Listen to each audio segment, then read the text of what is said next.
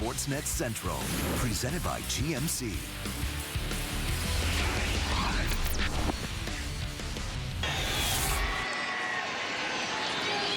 he's done it. He strikes out the side in the ninth inning. And Jake Arrieta has thrown his first career no-hitter.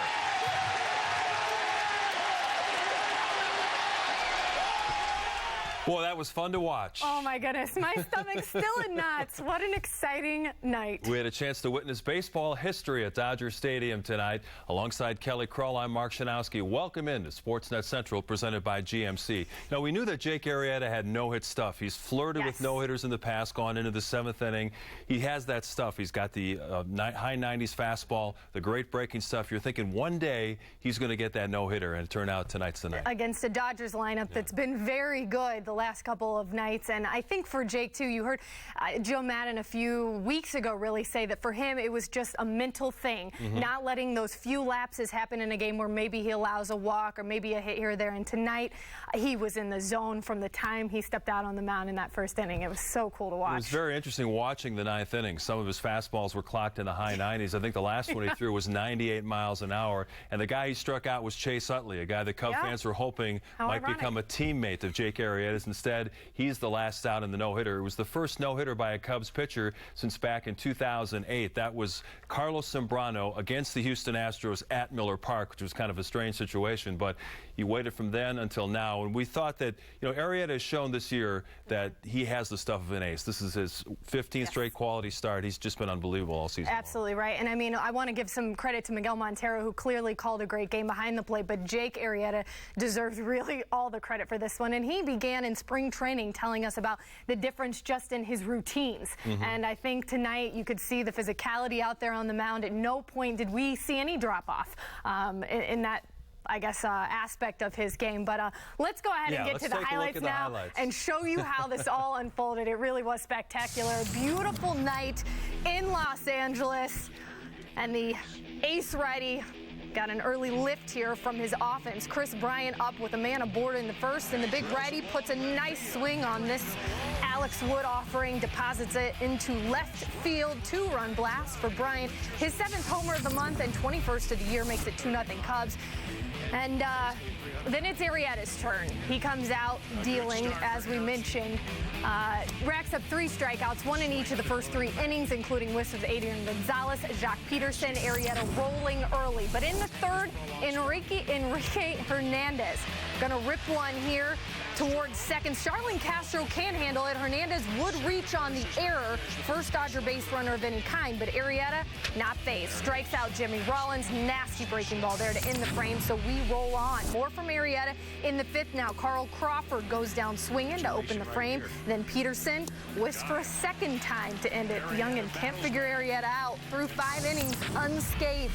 We move to the 6th. Rollins at first after a walk. Chase Utley makes good contact here deep to left, but it's going to die and is caught at the warning track. Arrieta through 6.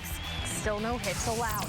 Golden chance for the Cubs in the 7th to help add to their lead. Bags packed with 1 out for Castro. Smokes one here, but it's right to Utley at second. That's 4-6-3 double play. No insurance here for the Cubs or Arrieta. In the bottom half, 2 down for Crawford. He lines one toward right center, but Castro, nice defense, so that helps. Arrieta through 7 innings now. Still 2-0 in the 8th. Arrieta going to blow one by Yasmani Grandal for the first out. Then Jock Peterson skies this one to right. Matt Caesar is under it and able to make the catch. So Arrieta has allowed no hits through 7 2/3 innings. We flash back to June 30th of last year. Arrieta made it through the same 7 2/3 innings. No hits at Fenway Park, but then allowed the clean single to Stephen Drew. Arrieta received, of course, a standing ovation from the Fenway faithful upon leaving. So close, as Mark and I talked about. He's been flirting with it before. 2 outs in the 8th in L.A. Hernandez grounds one up the middle, but Addison Russell with the nice glove work. So Jake Arrieta is 3 outs away from a no-hitter. To the 9th we go. Justin Turner is down. Next up, Jimmy Rollins. You know what? It really doesn't matter.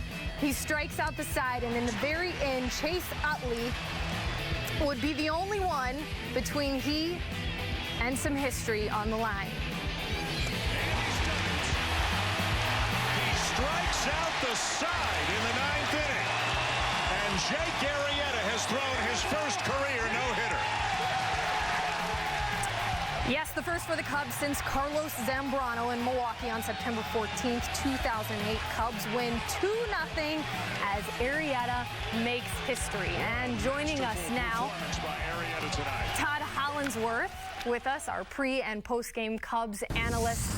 Todd, you got to see the game. You got to see some history tonight. Jake Arrieta has been so close, been flirting with these no-nos, and he finally gets it done in Los Angeles tonight. What did you think of his performance? Well, I mean, it was just absolutely impressive, almost unfair to Dodger hitters. I think that's certainly the sense. I mean, if you watch even late in the ball game, the ability to just kind of at times put 95 right down the middle of the plate. The Dodger hitters were so concerned with his slider and his curveball tonight, almost sitting on it in the later innings, that they were taking pitches that were maybe hittable pitches, but they were so uncertain as to what to attack. It was very, very, very impressive. And Jake has done this. I mean, so many times he's led us down this path with the idea that he's got no-hit stuff. And the reality is, I think we all believe that this day was coming. We just, tonight happened to be that night. Dominant stuff from him. Put it in perspective with the lineup he was facing tonight against the Dodgers. Well, this is a bit of a swing and miss team. They do strike out a bunch. I mean, he basically was facing they were all left-handed hitters tonight. I mean, so he was able to get into a great rhythm. He was able to mix and match with his slider, and he was able to spot his fastball tonight. I mean, this is a Jake that we've kind of watched him surgically take apart lineups time and time again. And at times when you watched him hit those little moments in some of these other attempted no-hitters that he's had where he's gone into the 5th, 6th, or 7th inning, sometimes that lineup would break up just a little bit where, a couple balls get through the middle or get through the left side. It was just maybe that little lefty-righty thing that you would see there a lot of times in the middle of most lineups. But the Dodgers were so stacked on one side of the plate tonight that I think he got into a great rhythm early. He was in complete control. I mean, we had a couple deep fly balls and a line out to Starlin Castro there in the